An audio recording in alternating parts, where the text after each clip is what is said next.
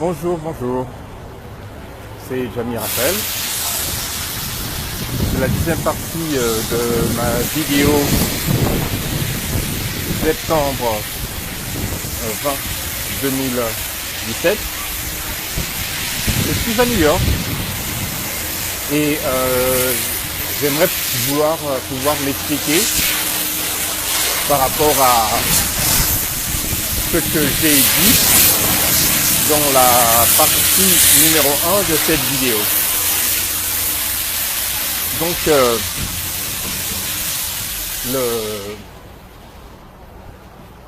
le sprint pour le pouvoir, puisqu'il s'agit bien de cela,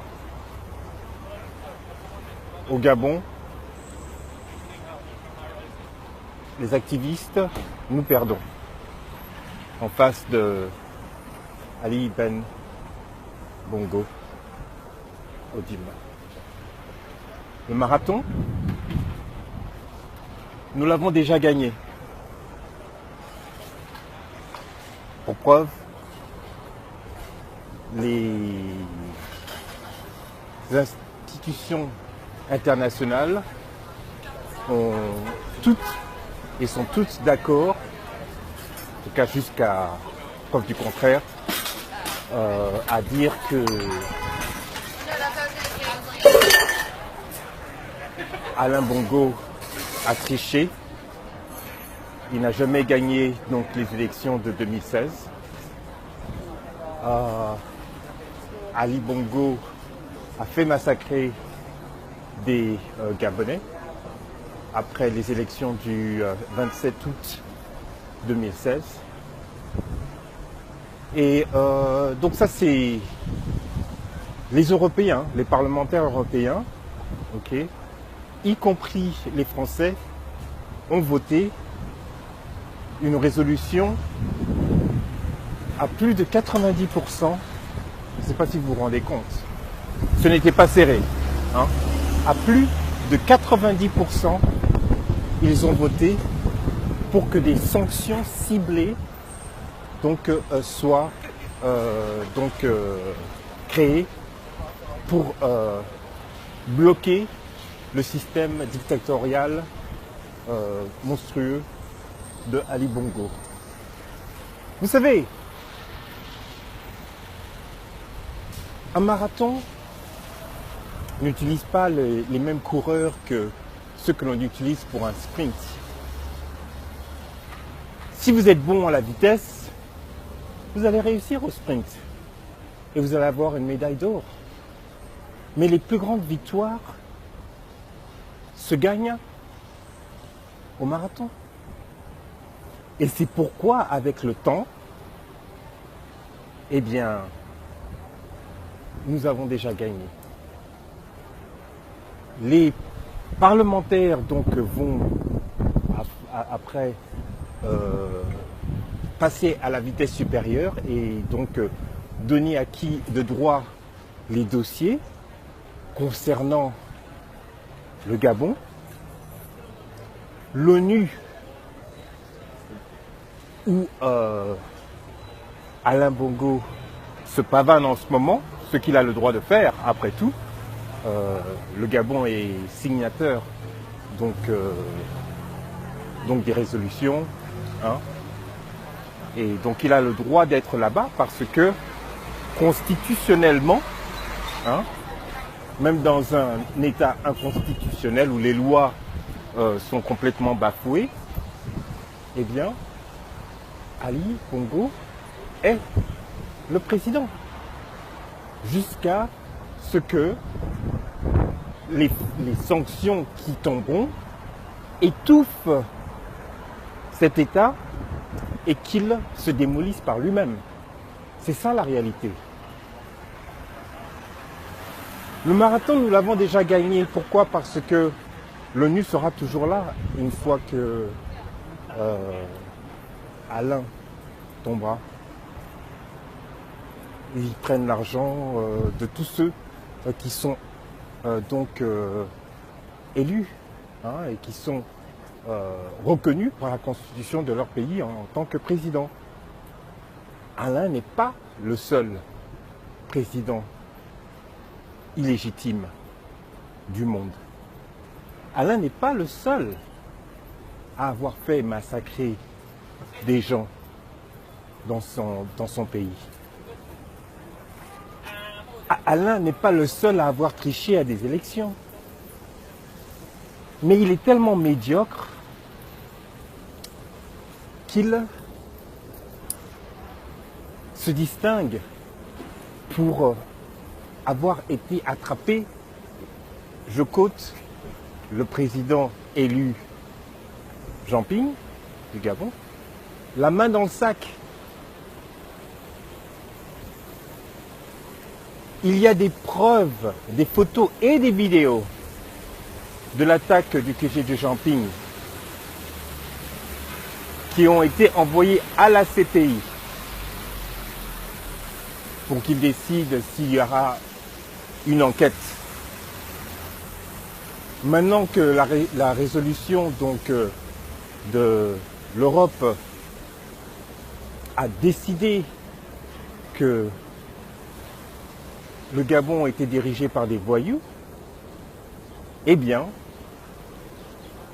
cela semble pratiquement impossible que la CPI ne suive pas. Okay. Donc, c'est ça l'endurance.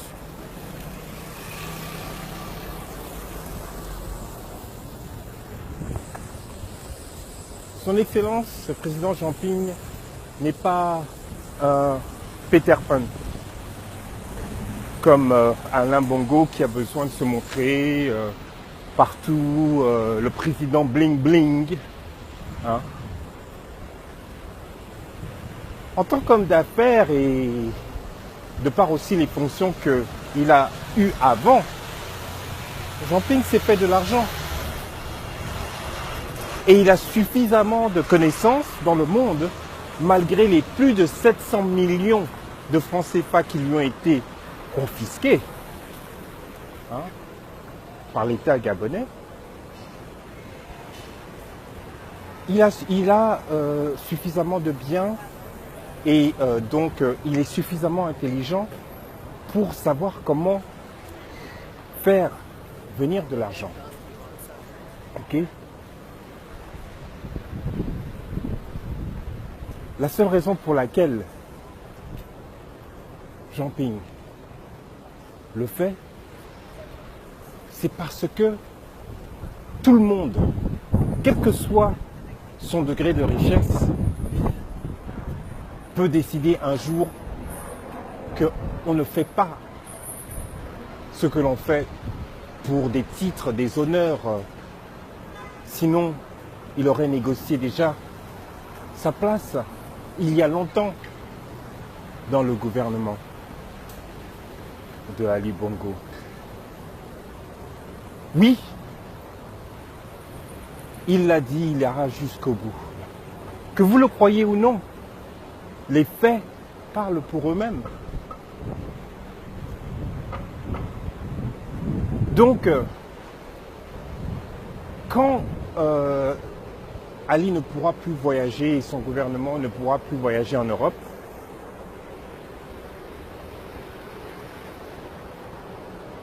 qu'est-ce que vous allez dire? Qu'est-ce que vous allez dire lorsque Ali ne pourra plus voyager et que les sanctions seront tombées? Qu'est-ce que vous allez dire?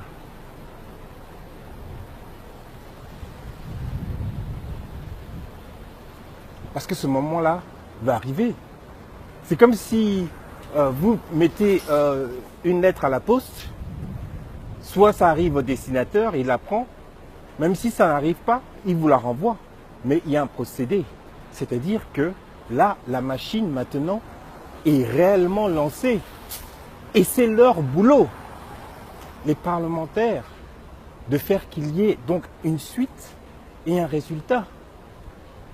Si l'ONU n'est pas d'accord, si la CPI n'est pas d'accord, dans ce cas-là, cette démarche donc aura été donc un échec pour Jean Ping et son recours à la justice internationale, puisqu'il n'y a pas de justice au Gabon. Donc, le sprint est gagné par Alain Bongo et ses sbires et ceux qui le suivent partout. L'endurance, c'est ce que nous,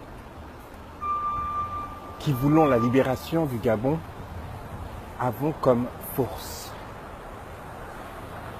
Et je rajoute que si vous connaissez les lois de succès, l'endurance et la persistance sont des lois qui garantissent le succès. J'ai suffisamment parlé.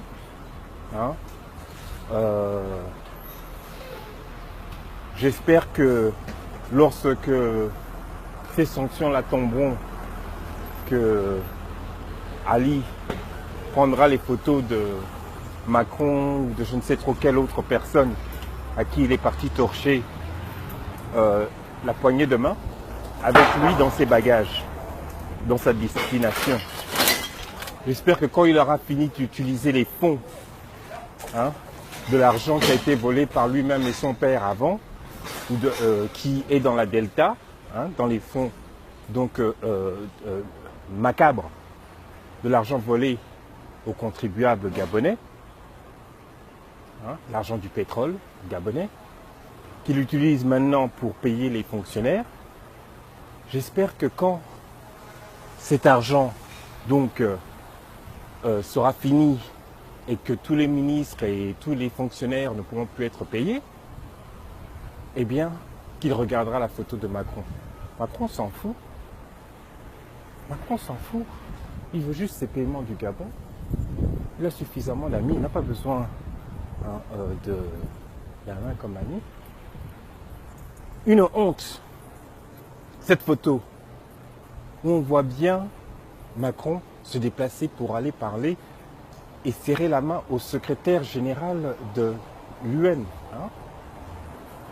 Le gars ne se lève pas. Mais on voit l'autre se lancer de loin pour torcher une poignée de main avec Macron.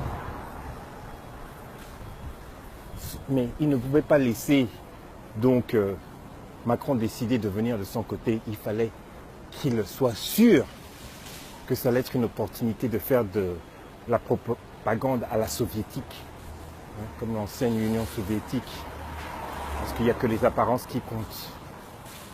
Okay? Rien de concret.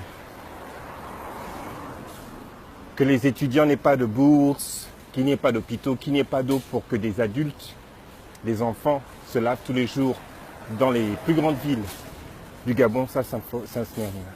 Vous savez, si vous vivez dans un village au Gabon en ce moment, vous vivez mieux que quelqu'un qui vit dans les villes. Vous avez de l'eau propre. Vous pouvez vivre donc de la pêche et de la chasse. Vous pouvez faire votre feu là tranquille. Il n'y a pas de problème pas d'électricité ou pas de gaz ou pas d'eau. Vous vivez mieux dans n'importe quel village. Au Gabon.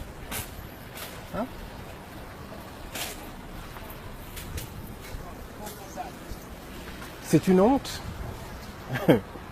C'est une honte. Moi j'adore le village. Mais moi quand j'y vais, c'est pour des vacances.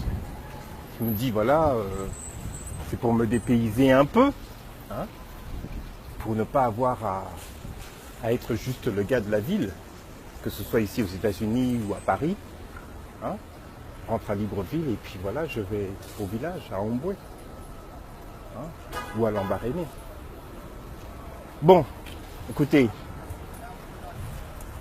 je ne peux pas taper sur un cheval mort. Si vous ne comprenez pas que ce petit sprint-là, c'est rien du tout. Tout le monde peut faire un